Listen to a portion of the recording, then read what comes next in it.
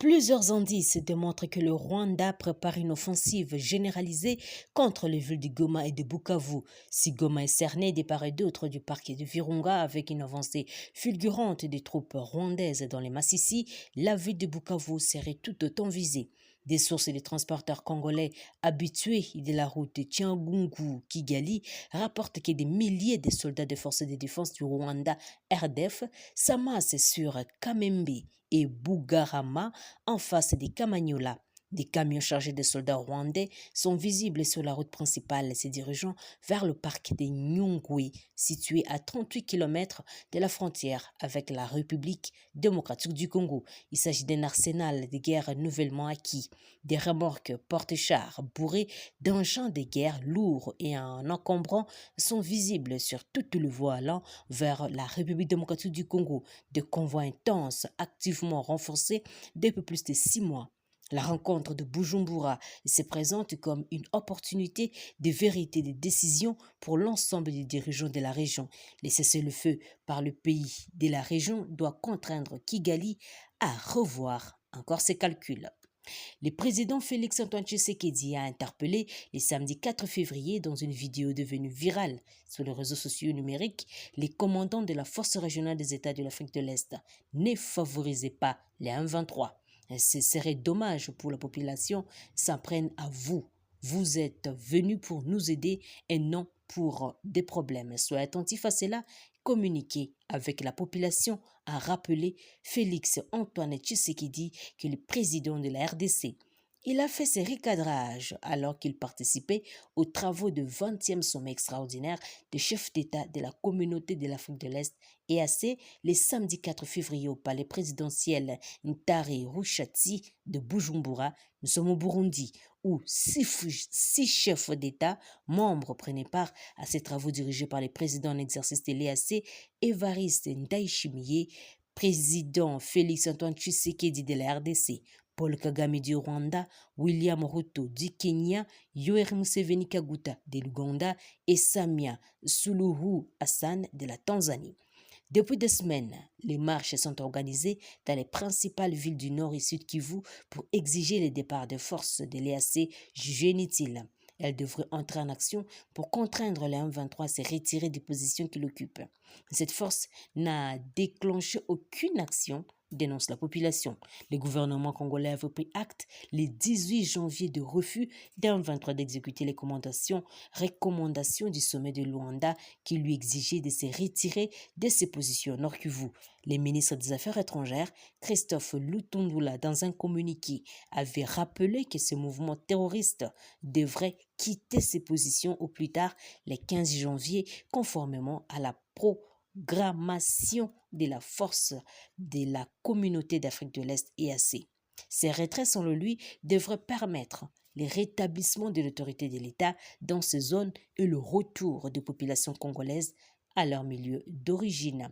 Le chef d'État de l'EAC recommande la cessation immédiate des hostilités entre les FARDC et les groupes armés sur toutes les lignes de front dans l'est de la RDC et la poursuite du déploiement des troupes d'autres pays de cette communauté. Cette décision a été prise à la clôture des travaux du 20e sommet extraordinaire des chefs d'État de l'EAC le samedi 4 février à Bujumbura au Burundi. Un communiqué final a été lu en anglais et à Kiswahili par le secrétaire général de l'EAC, le Kenyan Peter Matuki.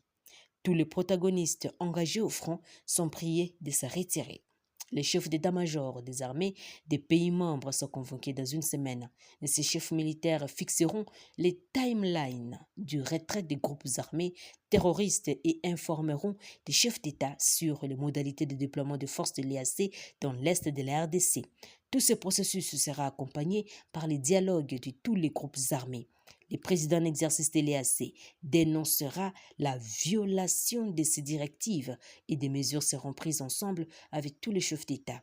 Les présidents présents aux travaux de Bujumbura ont recommandé au Soudan du Sud, à l'Ouganda et au Burundi de poursuivre la contribution de leurs troupes à l'est de l'ère du Congo et demandent au FARDC de faciliter ses déploiements sur terrain.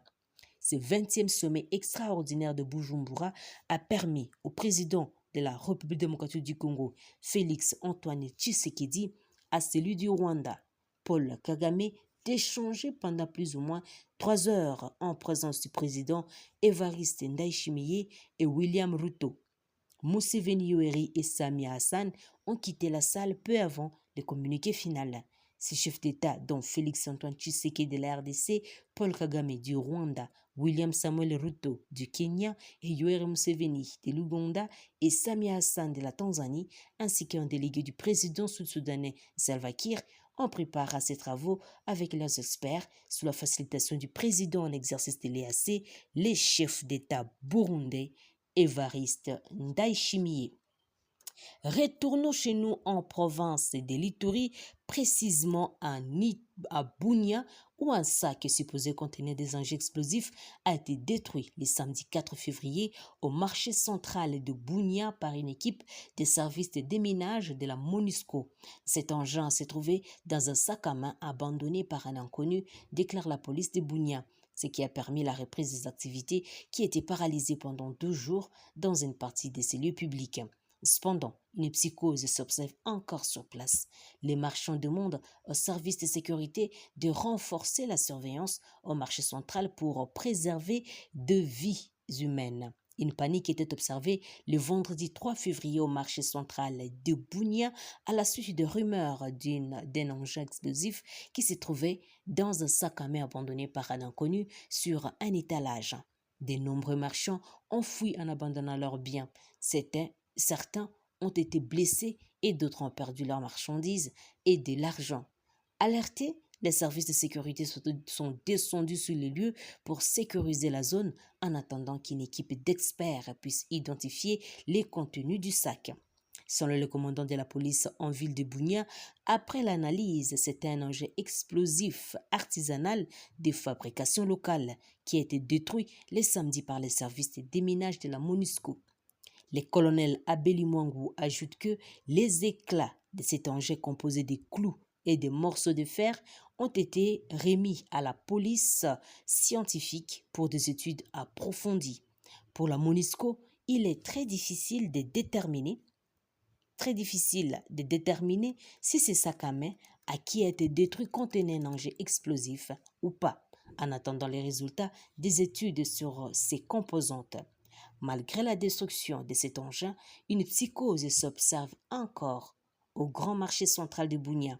La population marchande déplore l'absence de dispositifs de détection des engins explosifs, ce qui expose plus de 10 000 personnes qui fréquentent chaque jour ces lieux publics. De son côté, la police urbaine demande à la population d'être vigilante et de dénoncer tout cas suspect de poseurs de bombes. Nous sommes arrivés à la fin de notre édition d'aujourd'hui. Merci à vous de nous avoir suivis et restez branchés sur votre chaîne en ligne Afro Info DSA 43.